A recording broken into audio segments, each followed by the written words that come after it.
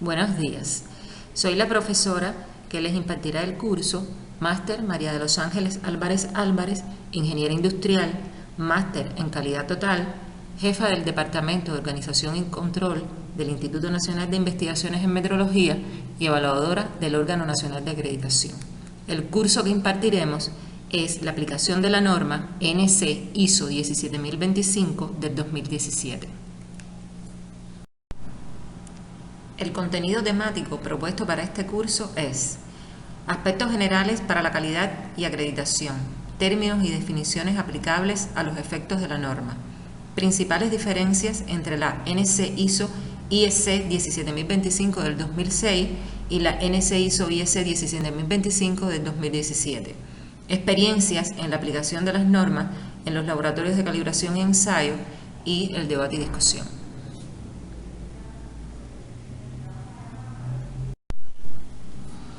Como objetivo general, planteamos abordar los cambios principales de la nueva versión de la norma basada en el análisis de riesgos y otros aspectos fundamentales que deben tenerse en cuenta para darle cumplimiento a los requisitos de la norma según las nuevas condiciones.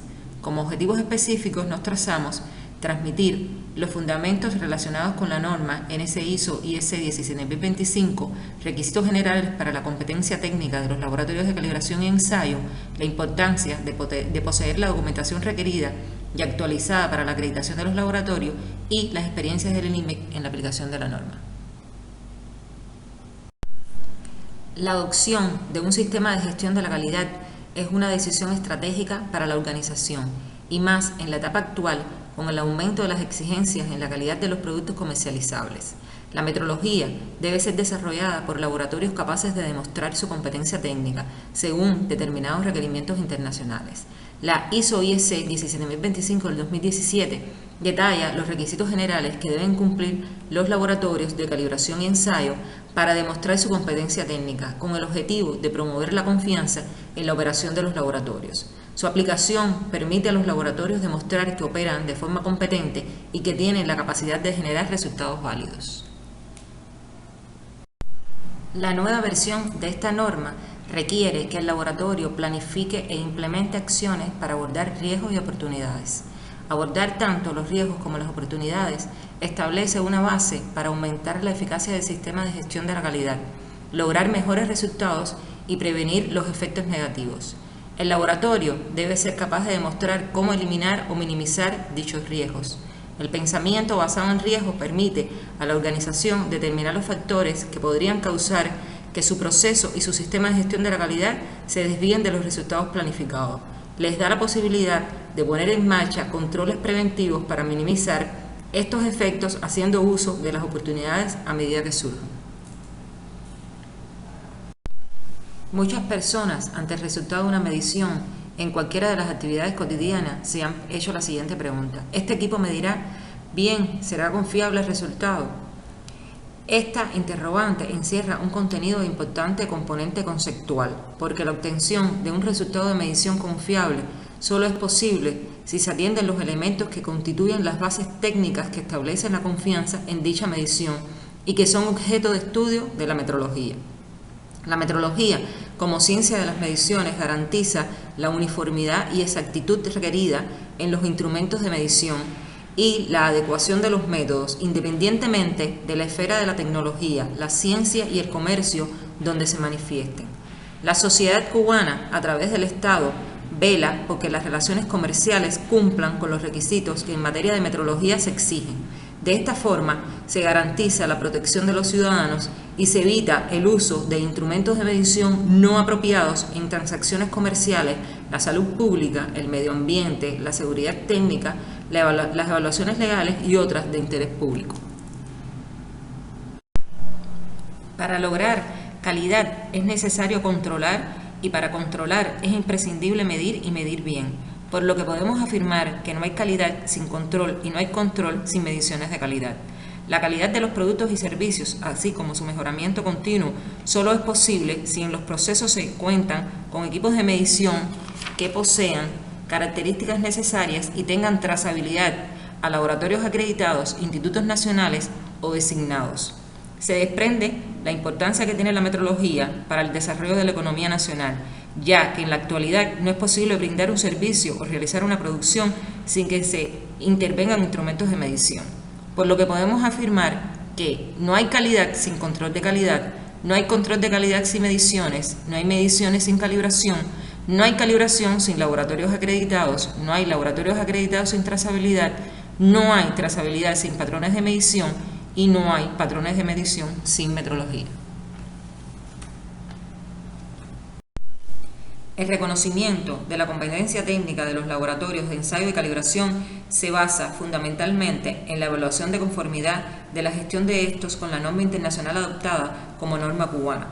Si los laboratorios cumplen con los requisitos de la norma NS-ISO-IEC 17025 de 2017, les permite brindar a sus clientes confianza y credibilidad en los resultados de sus servicios. Suele ocurrir que los laboratorios de ensayo y calibración forman parte de organizaciones mayores o que ofrecen otros servicios y que funcionan de acuerdo con un sistema de gestión de la calidad que cumple con la norma NS-ISO 9001 del 2015, gestión del sistema de la calidad, requisitos. La conformidad del sistema de gestión de la calidad implementado con los requisitos de la norma NS-ISO 9001 del 2015 no constituye por sí sola una prueba de la competencia técnica del laboratorio para producir datos y resultados técnicamente válidos. La aplicación de esta norma tiene en cuenta el reconocimiento de la competencia técnica específica, suministra el reconocimiento formal sobre la competencia para llevar a cabo calibraciones o tipos de ensayos específicos, evalúa la destreza y el conocimiento del personal, evalúa los sistemas de gestión, involucra mediciones prácticas. En Cuba, la acreditación de los laboratorios de calibración y ensayo es realizada por el Órgano Nacional de Acreditación de la República de Cuba, conocida como NAR, miembro de la Asociación Internacional de Acreditación de Laboratorios, ILAB. La implementación de un sistema de gestión de la calidad trae múltiples beneficios para la organización. Es la mejor forma para alcanzar la calidad diseñada y el control de los procesos y sus indicadores de eficacia. Es una retroalimentación que sirve como herramienta a la alta dirección para atender de manera oportuna cualquier desviación que pueda surgir durante el desarrollo de sus actividades y se logra la satisfacción de nuestros clientes. En esta nueva versión de la norma se introducen términos relacionados con aquellos requisitos que aparecen nuevos, con los que cambian su importancia y pasan a tener un papel significativo y los que resulta importante mencionar por el nuevo enfoque de la norma. La imparcialidad, que en la versión anterior de la norma el laboratorio solo tenía que demostrar su cumplimiento a través de una política o procedimientos para evitar intervenir en cualquier actividad que podía poner en riesgo su imparcialidad o disminuir la confianza de su competencia. Por su importancia dentro de la actividad del laboratorio, en la versión actual se implementa un requisito únicamente para su tratamiento. Las quejas es un tema que se le debe prestar atención máxima, ya que las quejas como expresión de insatisfacción generalmente es reflejo de cuestiones o actividades que no funcionan correctamente dentro de la organización, que pueden poner en riesgo el logro de los objetivos propuestos. Se introduce el aseguramiento de la validez de los resultados, que como acción es más amplio que el control de la calidad, considerándose como válido no solo las intercomparaciones, sino también las comparaciones intralaboratorios. El laboratorio debe emplear diferentes formas para hacer seguimiento de su desempeño. La participación en ensayos de actitud es una de ellas. Para su desarrollo es necesario cumplir con lo descrito en la norma NS-ISO-IEC 17043. Es válido resaltar que el término laboratorio se amplía a las actividades de muestreo, siempre que sea una actividad que preceda al ensayo o a la calibración.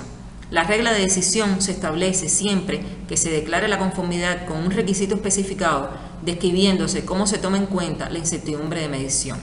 La verificación en los métodos de medición se aplica a aquellos que son normalizados. El laboratorio debe demostrar que puede cumplir apropiadamente los métodos que utiliza antes de su aplicación. La validación referida a los métodos de medición se realiza siempre que los métodos no sean normalizados, estén desarrollados por el laboratorio y en los casos que los métodos normalizados sean utilizados fuera de su alcance previsto o modificados de alguna forma. En el enfoque de esta nueva versión en el tema de los riesgos se aplica a casi todos los requisitos. El riesgo no es más que la falta de certeza ante el acontecimiento de una pérdida, posibilidad de que una empresa o un individuo sufra una pérdida probabilidad de obtener resultados diferentes a los esperados, amenaza de que una organización no pueda cumplir con sus objetivos. Los riesgos pueden ser de diferentes tipos: objetivos y subjetivos, dinámicos y estáticos, fundamentales y parciales, riesgos puros y mezclados, relacionados con diferentes aspectos de la vida cotidiana, como son financieros, de salud, seguridad y ambientales. Se pueden aplicar a diferentes niveles: estratégicos, de proyectos, de productos, de procesos, de una organización completa. En el tratamiento de los riesgos, lo más importante es la identificación de los riesgos, que implica la identificación de las fuentes de riesgo, sus causas y consecuencias. La actividad de gestión de los riesgos es una de las fundamentales dentro del proceso. No basta con identificarlos e incluso saber la causa que los genera. Es importante el tratamiento que se les da y sobre todo su seguimiento, monitoreo y control, que es lo que permitirá su eliminación en los casos que sea posible y minimizarlo en otros. No podemos tratar de eliminar siempre los riesgos, ya que por la propia dinámica de la actividad en ocasiones existen, y lo realmente importante es el trabajo que hagamos para minimizarlos. A continuación, le mostraremos unos videos muy ilustrativos que nos permitirá tener un enfoque realista a la hora de tratar los riesgos. Puede que en algunos casos nos ayude a cambiar nuestro enfoque en su tratamiento.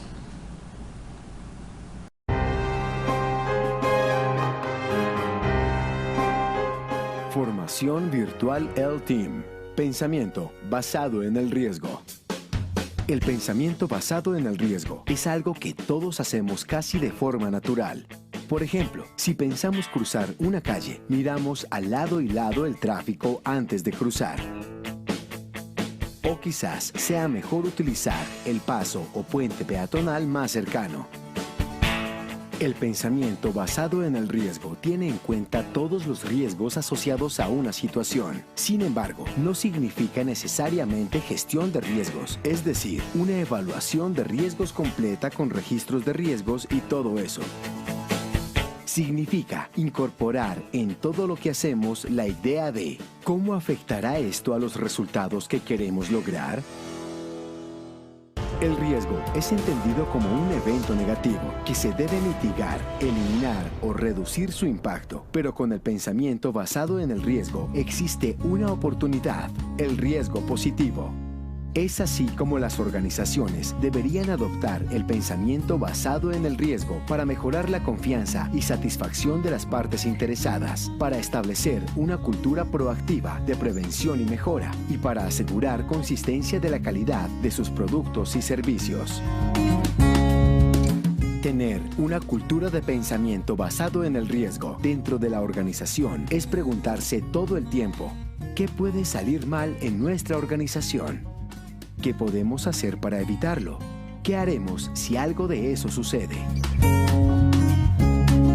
Para los sistemas de gestión, la estructura de alto nivel de las normas ISO, por ejemplo, la ISO 9001 o la ISO 14001, promueve que las organizaciones deben tener un pensamiento basado en el riesgo, en el cual exista una forma o proceso para manejar los riesgos del sistema de gestión en relación con el contexto interno y externo de la organización, que incluya las expectativas del cliente y todas las partes interesadas.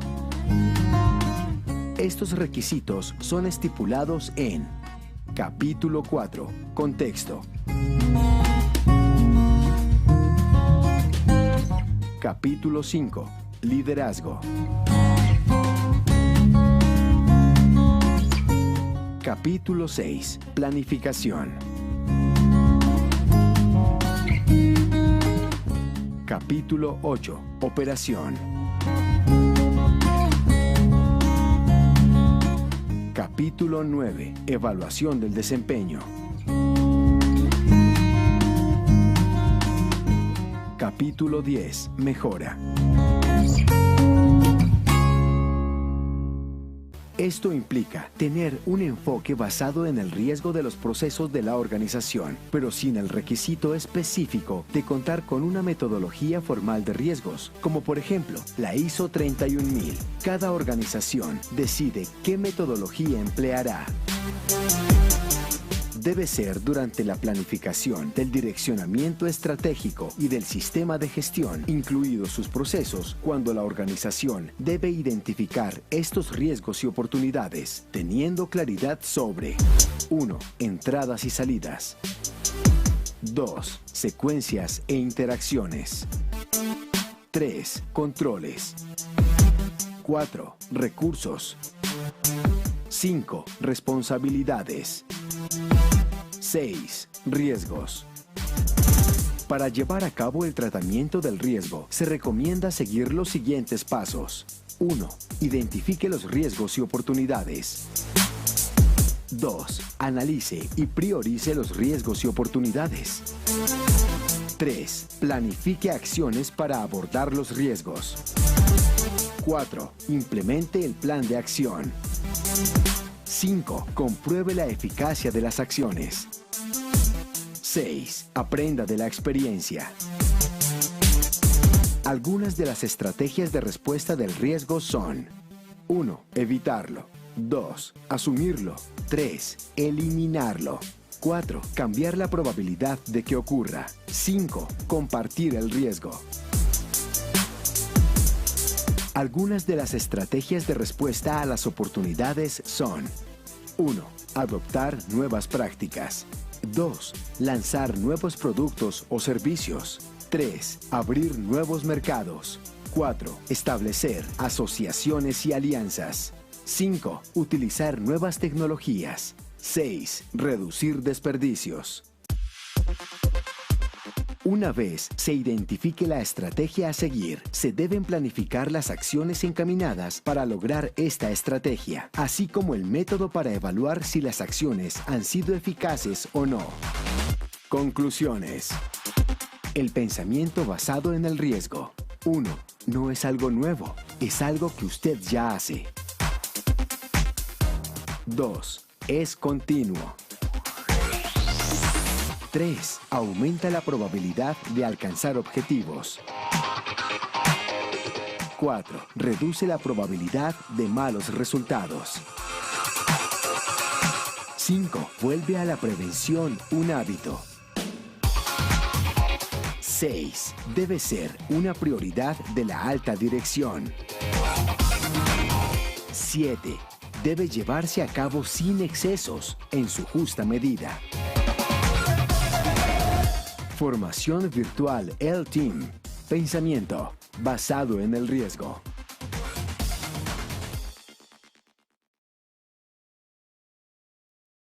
Bienvenidos a esta lección introductoria sobre el tema de la gestión de riesgos. Esta lección pertenece a nuestro curso virtual Introducción a la Gestión Estratégica de Riesgos de auladeeconomia.com. Recomendamos que presione el botón de pausa en algunas partes del video, para que vaya analizando todo lo que vamos explicando, e incluso, puede tomar notas, si lo cree conveniente. Para ilustrar el tema nos apoyaremos en el siguiente ejemplo. Ella es Paola. Paola es una exitosa empresaria. Desde hace varios años inició con una tienda. Las ventas ha crecido y su negocio, en consecuencia, ha crecido y se ha vuelto más complejo. Hay varios asuntos que la han estado preocupando en las últimas semanas. Se va a implementar un sistema nuevo de manejo de los inventarios y la contabilidad. A Paola le preocupa la posibilidad de que el nuevo sistema falle, por el impacto sobre los clientes y los proveedores. Las fuertes lluvias del último mes han provocado inundaciones a 100 metros de las bodegas de la tienda, y Paola teme que en algún momento lleguen a dañar sus instalaciones y mercaderías. Dado el crecimiento de la empresa, se ha tenido que contratar a mucho personal nuevo. Paola ya no puede supervisar a su personal de manera tan cercana como antes, por lo que le preocupan los errores que estos empleados nuevos puedan cometer.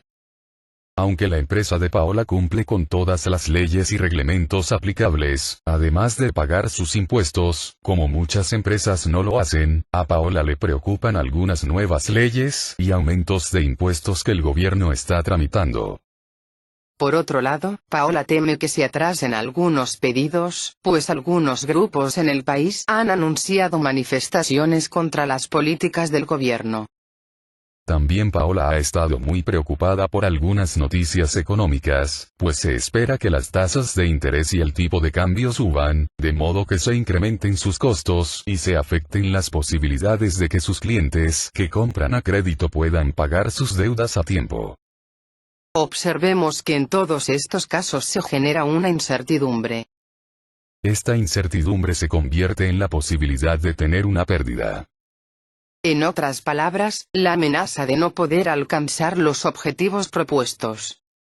En todos estos casos podemos hablar de riesgo. Entonces, ¿qué es riesgo? Hay muchas definiciones de riesgo. Estas son algunas de las más aceptadas.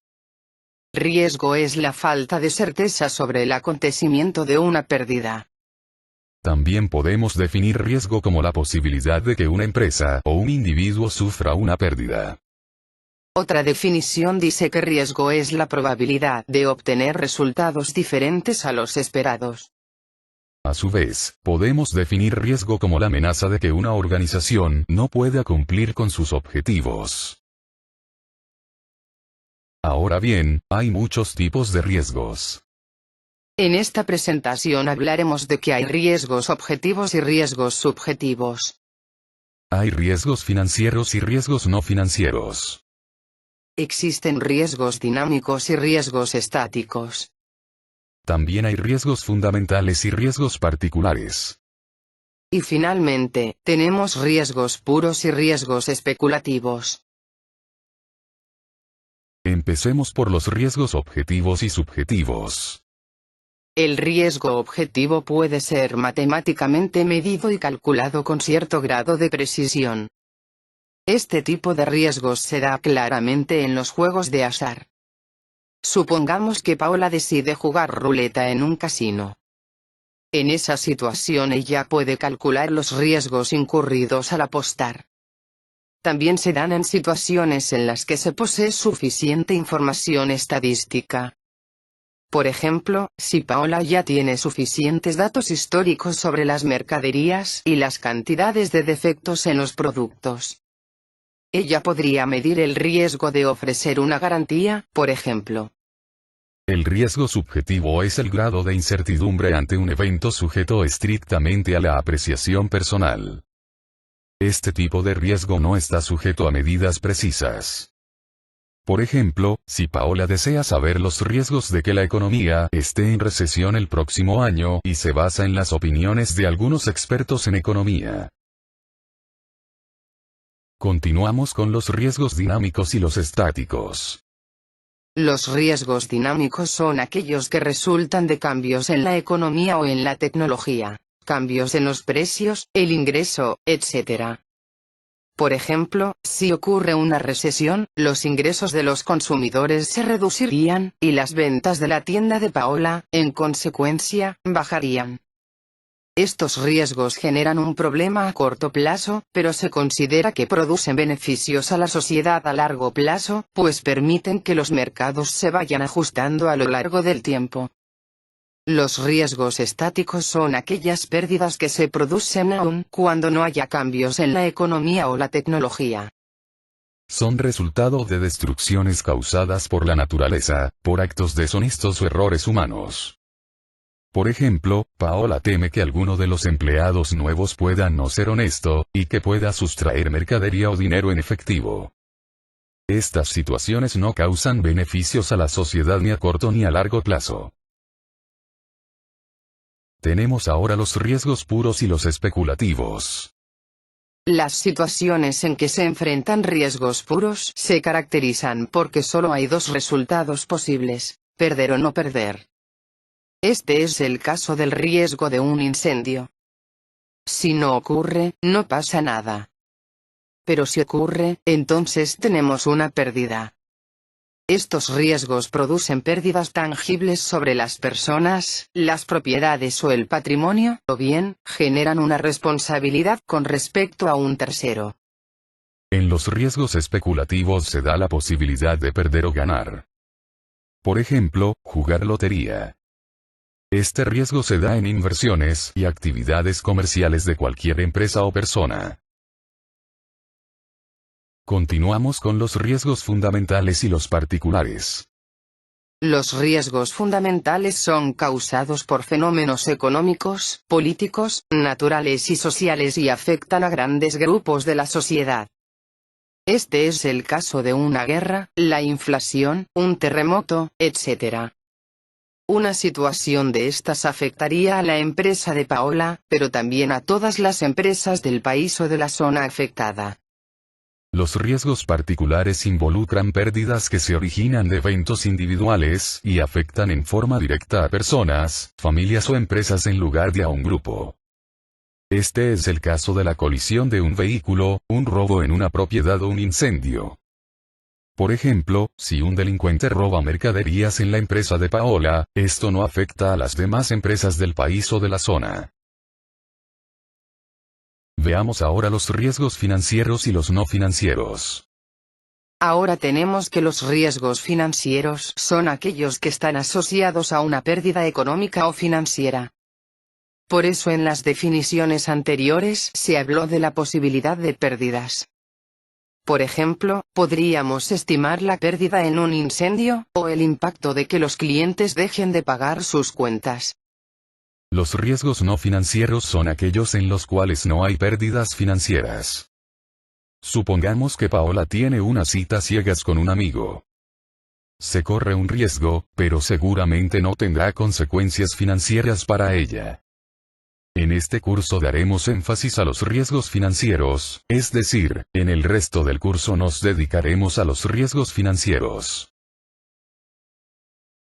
Paola se enfrenta a una situación en la cual, el problema en la administración de riesgos se puede volver más complejo al tener que diferenciar entre distintos riesgos financieros. Una clasificación de los tipos de riesgo que se puede realizar es la siguiente. Tenemos los riesgos de mercado. Estos riesgos están asociados con los movimientos en precios de los activos que componen un portafolio. Es decir, es el riesgo derivado de la variación en el valor de mercado en la cartera de negociación de instrumentos financieros de una entidad provocada por movimientos de las variables de los mercados financieros. También tenemos los riesgos de crédito. Estos están relacionados con la probabilidad de impago de la contraparte. En otras palabras, es la probabilidad de obtener pérdidas provocadas por el incumplimiento de pago de las obligaciones contraídas por el emisor de un determinado activo, o por un crédito, e incluso una desmejora en la calificación crediticia de la contraparte. Luego tenemos los riesgos de liquidez. Los riesgos de liquidez son los riesgos relacionados con la probabilidad de no poder comprar o vender los activos que se tengan o se deseen tener en las cantidades requeridas. Después están los riesgos operacionales. Estos riesgos se refieren a las pérdidas potenciales resultantes de sistemas inadecuados, fallas administrativas, controles defectuosos, fraude, o error humano. Es decir, este tipo de riesgo se relaciona con errores cometidos al dar instrucciones o al liquidar operaciones. En muchos casos, se origina en fallos ocurridos en el proceso de seguimiento y control de las posiciones asumidas. Y por otro lado, existen los riesgos legales. Estos riesgos se presentan cuando una contraparte no tiene la autoridad legal o regulatoria para realizar una transacción. Este tipo de riesgo supone una pérdida debido a que una operación no puede ejecutarse, lo cual se daría por la incapacidad de una de las partes para cumplir los compromisos asumidos, por no existir una formalización clara, o por no ajustarse al marco legal establecido. Es posible hablar de muchos otros tipos de riesgos, por ejemplo, el riesgo cambiario o riesgo de tasa de cambio, el riesgo tecnológico, el riesgo de tasas de interés, etc. Algunos de estos son riesgos de mercado, pero se puede efectuar un análisis más profundo de ellos, y por eso se les puede estudiar en forma individual. Paola ha comentado estas situaciones con un experto en gestión integrada de riesgos. Al pensar en todos estos riesgos, Paola se ha preocupado más, pero el consultor le dice que ha dado el primer paso, el cual es que ha empezado a identificar los riesgos. El consultor le ha indicado que luego debe medir y evaluar estos riesgos. Una vez que los riesgos se han medido y evaluado, debe dárseles seguimiento y control. Así Paola podrá saber si las acciones que ha tomado para mitigar los riesgos son efectivas o no. Esto es lo que conocemos como el proceso de gestión de riesgos.